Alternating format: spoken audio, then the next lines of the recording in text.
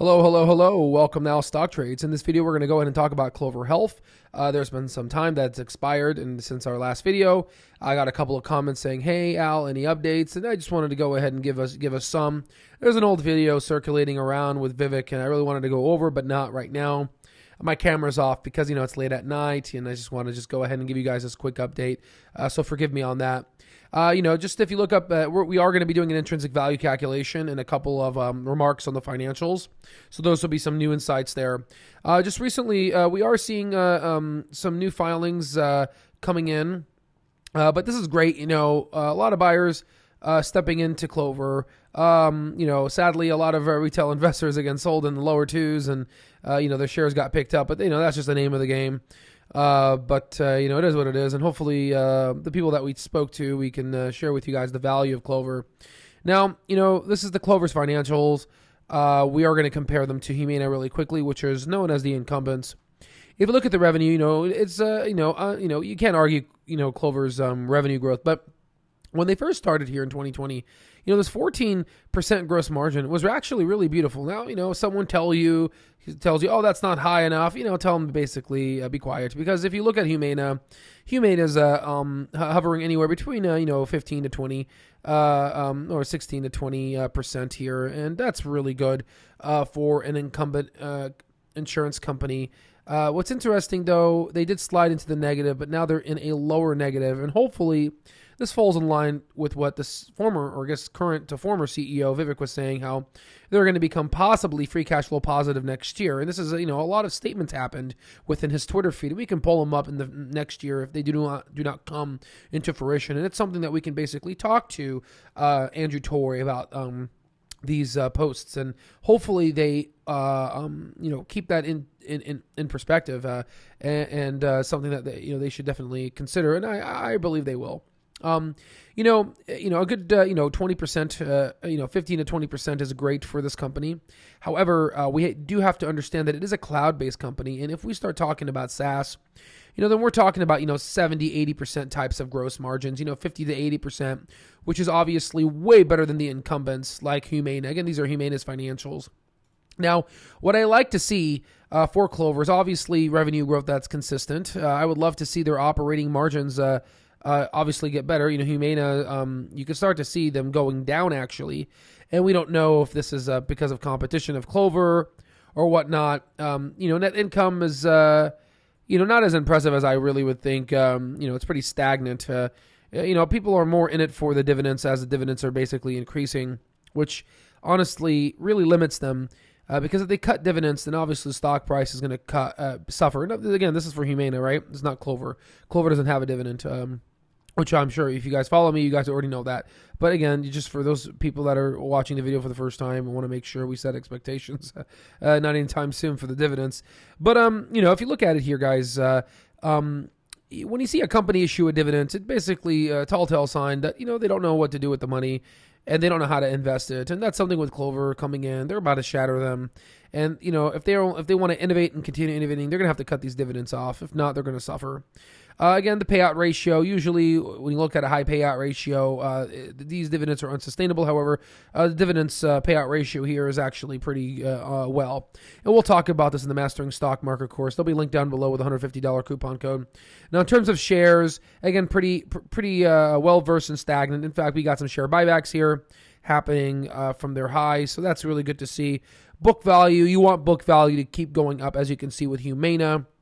And the free cash flow, obviously, heading in the right direction all the way up until 2021, which you basically see a decrease in, now they're going back up here for the trailing 12 months. But this is interesting to see.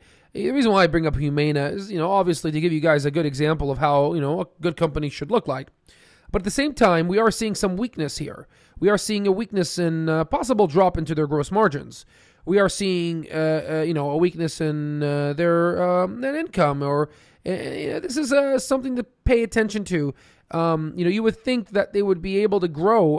I wouldn't say that much of a weakness within their net income, but it's safe to say, from 2020, 2021, this is something that it's a pretty significant drop, if you ask me.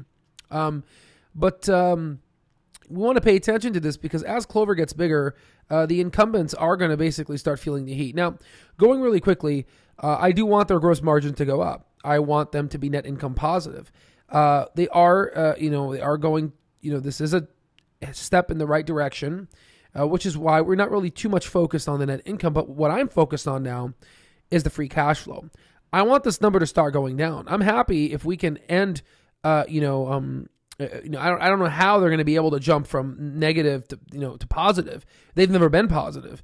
Only on some occasions in some quarters I've studied with their operational, cash from operations within their statement of cash flows. Again, I want this number to go up there, their working capital. So these are the things that I'm looking at. So now we're going to go ahead and do an intrinsic value calculation. So we're going to go ahead and get on with it. In 2021, they grew around $1.4 billion. And in 2022, we expect them to have around $3 to $3.4 billion. We're going to be a little conservative here. So we're going to give them about $3 billion. We're going to have them grow at 5%, okay? We're going to take not grow, but take the revenue of around 5% for their estimated free cash flow, okay? Now, this is pretty good, so it doesn't matter where we put it, but we'll go ahead and just put it here. It just takes the average. We put 150, so there's the average there. We're going to have them go 10 years into the future and have them grow at around 35%. Now, for the share count, we have them at 476, and this is kind of the price that we're getting so far from Clover. Again, if we just kind of do a quick search on the stock price, we're at 285. So this will calculate the percent upside. And, it's looking pretty good. I would say anywhere between the bull and the base is what I'm personally looking at, around $25. And, this is definitely something great. And, as the stock price has gone down, now at $21 is a 600% return, which is really magnificent.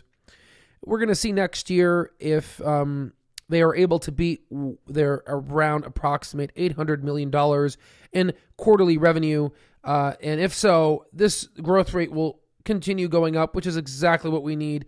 If we are able to sustain a 45% or 50% growth rate, then we can start talking about that price target that we had earlier on. But as of right now, I would rather be conservative and then have the company surprise me. But overall, it seems that the analysts, I believe Whit Mayo as stock price, is hovering around the recession level, which is sufficiently accurate based on where we are with 2 negative quarters of consecutive GDP. So this is, this is pretty sufficient. This is where the analysts are at. And slowly, as we transcend up into a better economy, once we figure out how inflation is going to be dealt with, then we can slowly start transcending up. And hopefully the Federal Reserve easing their quantitative tightening and their interest rate barrage. But I hope this was helpful. Please comment down below what you guys want to know about Clover. I think it's very explanatory what they do. And I am speaking to a couple of physicians to have them on that deal with Clover and Clover patients. And perhaps they'll give us some more insights on the Clover Assistant than, let's say, as a particular commercial or advertisement. I think that'll be very helpful for the Clover community, and I feel like it will increase engagement within our community, and which is essentially to get a fair shake and bring, I guess, again, the power of Wall Street, bring them back to the powers of Main Street and give you retail investors, essentially some, power. It's been long overdue, and without us middle-class folks, I feel like in lower class as well, there is no America. And, this is something that I'm very highly motivated and interested in. So I love you guys, and I'll see you on the next one.